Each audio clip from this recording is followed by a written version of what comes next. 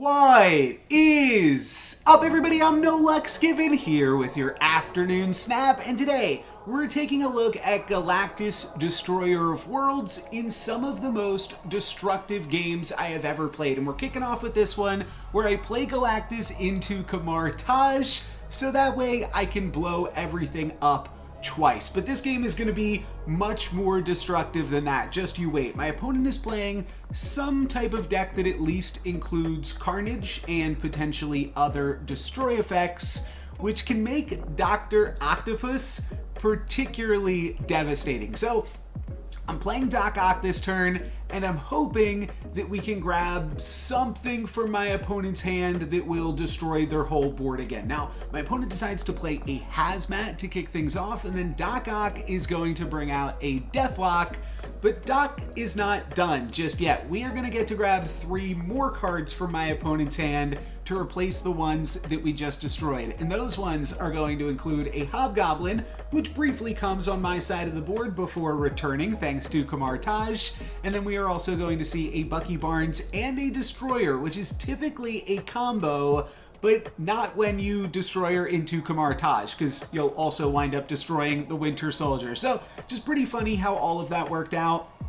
Now I can play Death for free. I'm going to play Kang just to see what my opponent can have on the final turn, but I'm pretty sure Death plus Shang-Chi should shore up any loose ends and grab us an easy victory here. Let's see how it all plays out. My opponent plays Warpath, which doesn't work after Galctus has destroyed the other locations, so we'll rewind the game here, and then we'll drop that Shang-Chi and Death for just a little bit more destruction to finish it out. I just thought this game was crazy, getting such a cheap death just from my opponent destroying all of their own cards, even though Galctus didn't actually wind up doing that much by himself this game. But we are still going to be able to grab the win. In this one, I'm going to kick things off with Kang on my wave turn. I played wave, we swapped with the Oscorp tower, and we also have a natural limbo this game, where I'm planning on dropping my Galctus. So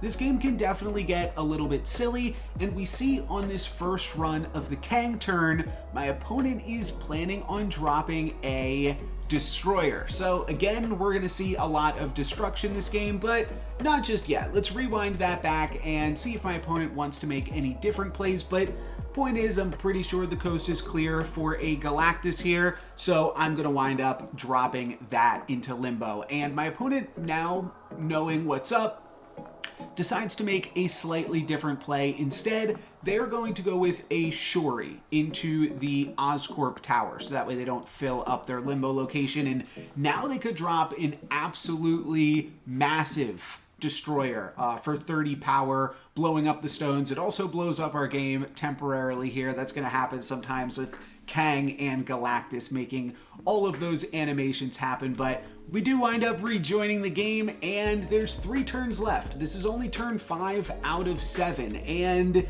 this kind of complicates some things. We know that my opponent can drop 30 power from just one card, and I want to make sure I can Shang-Chi, that huge destroyer that they can play. So while I do want to play my Death here, if I do that and then my opponent doesn't play Destroyer, we could actually be in an awkward spot where we have priority and then we are unable to use our Shang-Chi. So instead, I'm actually just going to decide to do nothing. And I'm glad that I did, because we'll see that my opponent actually doesn't play Destroyer. They play a Megasonic Teenage Warhead, and they had priority, so that would have destroyed whatever I played, but instead it doesn't destroy anything. So again, on turn 6, if I play something now, then my opponent can play something else next turn. There's no reason for me to play anything here. I'm just gonna pass yet again. And then on the final turn, we will be able to take the win because my opponent is full up in limbo. It took me a second to spot the win here, but all I have to do is play Electro, let that get destroyed by the Warhead, and then Death will take the win for us. So pretty sweet game. It definitely isn't how a lot of them play out, but definitely a destructive finish. This has got to be one of my favorite games. Collapsed Mine is location number 3, so we're just not going to do anything. We actually don't even have a play that we can make on turn 3, and my opponent is going to pass and soak all of their power into Sunspot. But what this does for me is now allows me to play a free death, effectively a free death, and now we can grab a surprise victory in Hala and destroy all of the power that my opponent has set up until this point. So I thought this was a really, really cool game just for that point. You don't typically get to make a huge swing like this in Hala on turn 4, but I'm sure my opponent was surprised with that. So now we are probably winning in Hala. We just have to win one of these other locations, and we've got Daredevil Sight plus Spider-Man and Professor X. So it's going to be pretty trivial here. We can just throw down the Professor into the Collapsed Mine, and then we just have to win Hala on the final turn, probably with America, in addition to our 12 power current lead at the location. So I'm going to snap as we drop the Professor, that way I'll be able to take it for 2 cubes, and on the final turn I just wind up dropping Kang and my opponent retreats. Small note for this game, by the way, I could have used Spider-Man in the Collapsed Mine. That would have allowed me to play the Professor into Hala, which would play around Shang-Chi, but because my opponent had Electro and Jubilee, I was just afraid that they could also have cards like Magneto and Doctor Doom, so I wanted to make sure that I locked down that last location. To finish this video off, we're going to look at a game where my opponent is playing some pretty similar cards to us. Both of us play a Daredevil, rendering that basically useless, and my opponent has contributed a bunch of power to the vault, so we're probably just gonna let them win that location and try to win the other 2 with Professor X and Spider-Man. So this turn is a wave turn, though I don't really have anything great I can play. I can just play Death into the vault. I think that would be perfectly fine, though my opponent can always win a locked location with Sunspot, so I'm not really super tempted to contribute power to that location, rather just let my opponent have it. Instead, what I'm going to do is Spider-Man into Danger Room. This will potentially allow me to get a Professor X win in that location, but my opponent has a similar idea here. They are going to Professor into the Danger Room themselves, so now we're tied in that location, 3-3, but what I was going for here is the fact that I have a lead in Vormir, and that's basically what I'm just hoping will carry me into this game. I'm gonna play Kang and try to figure out a little bit more about what's potentially going on here.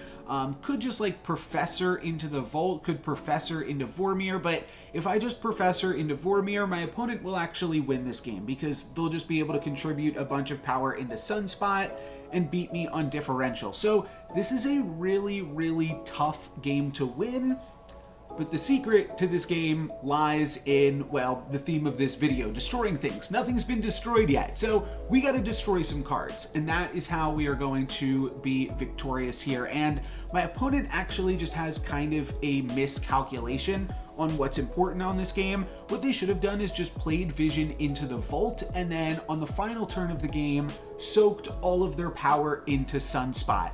Instead, what they decide to do is play something into Vormir to get it out of the way, and this is going to allow them to play a card into Vormir on the final turn of the game, or potentially soak more power into Sunspot if that's what they decide is best. However, in doing so, my opponent is actually helping me win. We're both going to destroy cards in Vormir this turn, which means after a wave, I'll be able to play Death plus another card on the final turn, because Death will only cost 2. So I'll even be able to play Null alongside it. And what's awkward is my opponent could have beaten me on differential had they not made this play. I only would have been able to play Death on the final turn. If they had just played Vision into the vault and then spent the last turn soaking into Sunspot, I would have had 14 power in Vormir, and my opponent would have had the 5 that is currently in the vault, plus 7 from Vision, plus another 6 just from skipping on the final turn of the game, and they would have beaten me 18 to 14. But instead, my opponent is just going to drop an America on the final turn and will win Vormir for a total of 15 differential to my opponent's 7 lead in the vault. That's going to be it for me today, guys. Thank you very much for watching. I'm No Lex Given. Peace.